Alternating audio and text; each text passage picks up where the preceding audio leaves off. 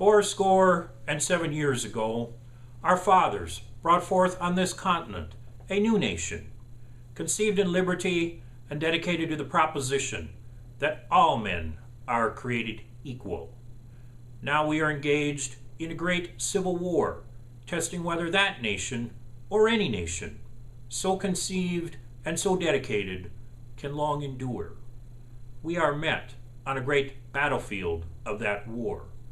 We have come to dedicate a portion of that field as a final resting place for those who here gave their lives that that nation might live.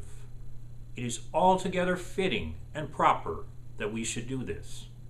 But in a larger sense, we cannot dedicate, we cannot consecrate, we cannot hallow this ground. The brave men living and dead who struggled here have consecrated it far above our poor power to add or detract.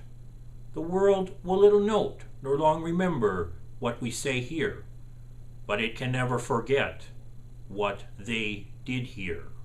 It is for us, the living rather, to be dedicated here to the unfinished work which they who fought here have thus far so nobly advanced.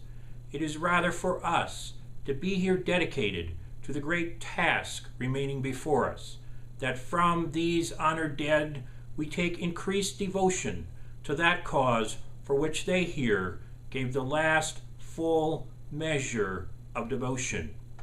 That we here highly resolve that these dead shall not have died in vain, and that this nation, under God, shall have a new birth of freedom, and that government of the people, by the people, for the people, shall not perish from the earth.